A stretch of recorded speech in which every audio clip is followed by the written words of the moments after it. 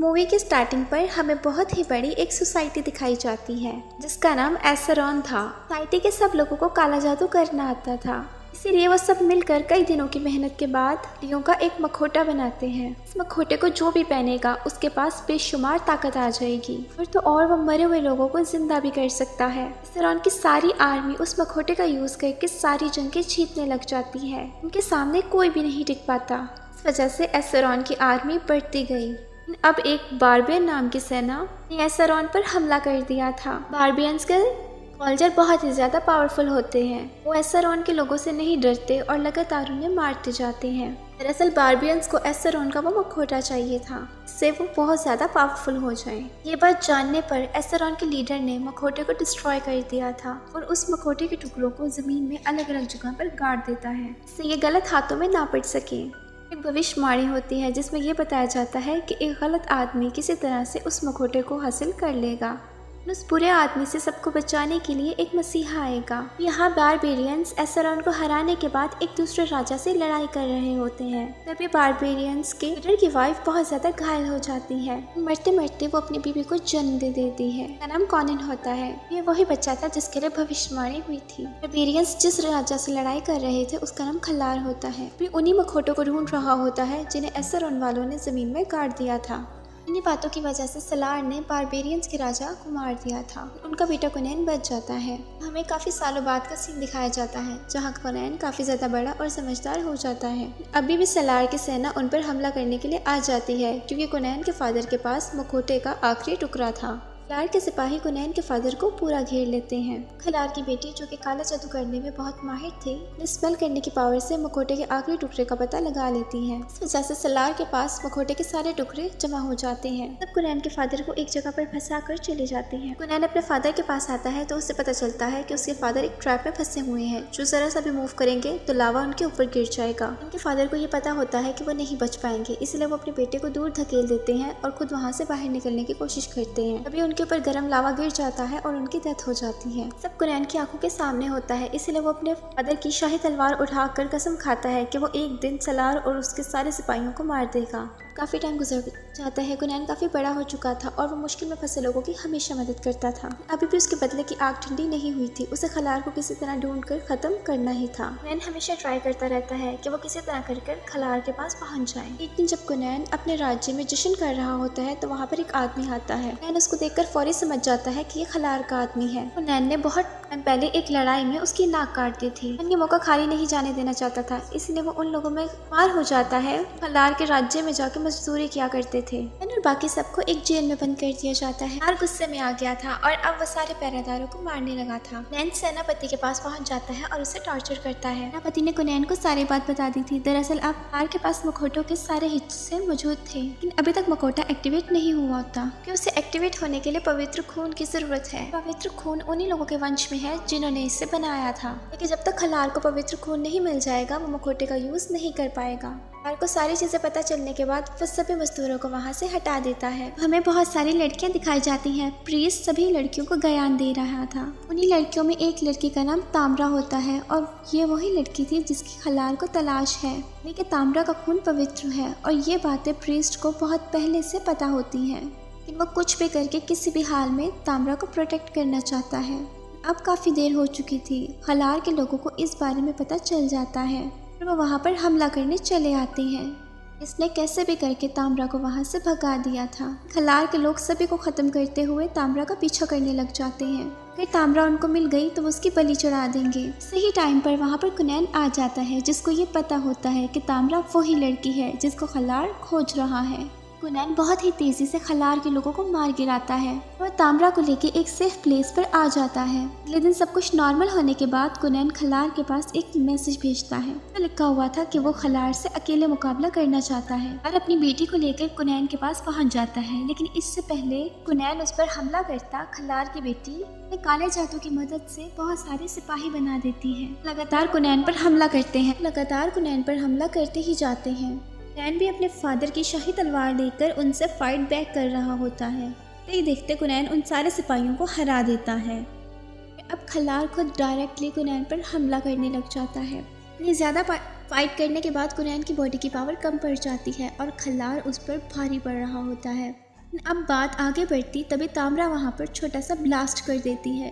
कुनैन को लेकर पानी में कूद जाती है। इसके बाद वो दोनों एक नाव पर चले जाते हैं। उनको सही सलामत किनारे पर लेकर जाएगा। खलार को इस बात का पता चल गया था कि ताम्रा को लेकर नाव में गया है, इसलिए वो अपने सारे आदमियों को उनके पीछे लगा देता है। तब बहुत जल्द कुनैन की नाव में पहुंचकर हमला करने लग जाते हैं। लेकिन कुनैन भी पीछे नहीं हटता। वो लगातार खलार के लोगों को पानी में गिराता रहता है। वहाँ पर जितने भी लोग पहले से मौजूद थे वो सब कुनैन की साइड पर हो जाते हैं।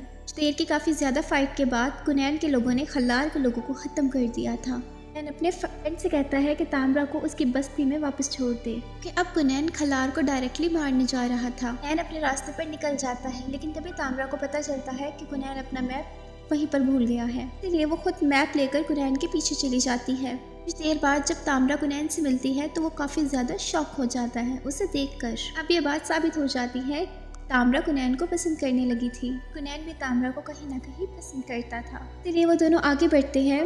अंधेरा हो जाने की वजह से उन दोनों को रात वहीं पर गुजारनी पड़ती है। वह होने पर जब ताम्रा नदी किनारे पानी पीने जाती है तो खलार के लोग उसे पकड़ लेते हैं और वो ताम्रा को खलार के किंगडम में लेकर आ जाते हैं। ताम्रा को कैद करने के बाद खलार अपना रिचुअल स्टार्ट करने लगता है जिससे वो पावरफुल मखौटे को एक्टिवेट कर सके। ऐसा कर खलार अपनी मरी हुई वाइफ को सबसे पहले जिंदा करेगा। फिर खलार को मारना बिल्कुल इम्पॉसिबल हो जाएगा। हाँ, कुनैन को पता चल जाता है खलार के लोग ताम्रा को अपने साथ किडनैप कर ले गए हैं। परेशान हो जाता है कि वो लोग उसके साथ क्या करेंगे। इसीलिए अब कुनैन बिना वेट किए खलार के किंगडम की तरफ बढ़ने लगता है। उसके किंगडम तक पहुंचने के लिए बहुत सारे रास्तों को अनलॉक करना पड़ेगा। इसलिए कुनैन एक आदमी को हायर कर लेता है, किंगडम के बीच में आने वाले सारे लोक रास्तों को खोलेगा। वो दोनों वहाँ पर पहुँच जाते हैं। कुनैन का साथी लगातार तालों को अनलॉक करता हुआ उसके साथ जा रहा था। जब वो दोनों पानी में पहुंचते हैं तो बहुत बड़े बड़े ऑक्टोपस उनके ऊपर हमला कर देते हैं। बहुत खतरनाक थे। कुनैन उन लोगों से लगातार फाइट करने की कोशिश कर रहा था, लेकिन अब उसके साथी को खलार के लोगों ने कैद कर लिया था।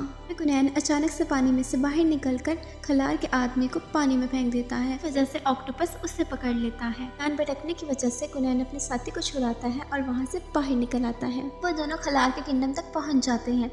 कुनैन के साथी का काम खत्म हो गया था, इसलिए वो वापस चला जाता है।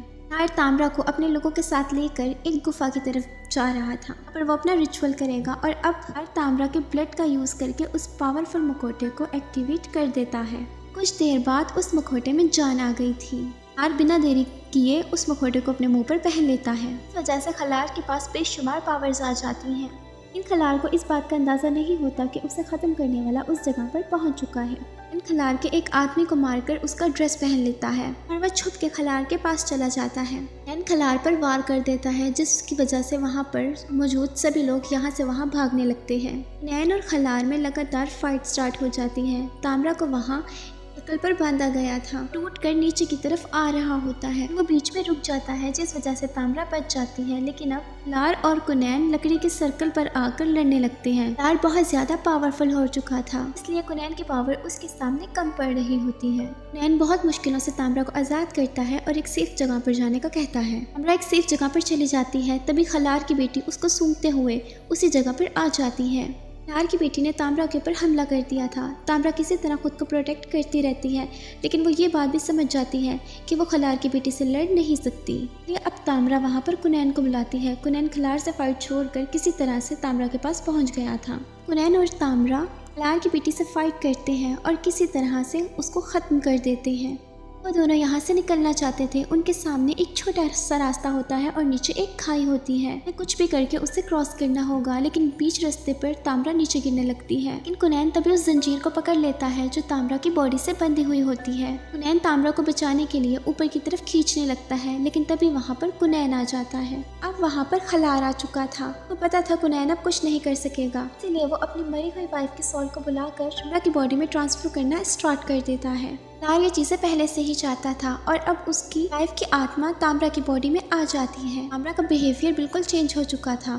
कुनैन ये सारी चीज़ें अच्छे से देख रहा होता है। फौरन अपनी तलवार से उसका आधा हिस्सा तोड़ देता है, जिस वजह से खलार नीचे गिर जाता है और गर्म लावे में गिरने से उसकी मौत हो जाती है।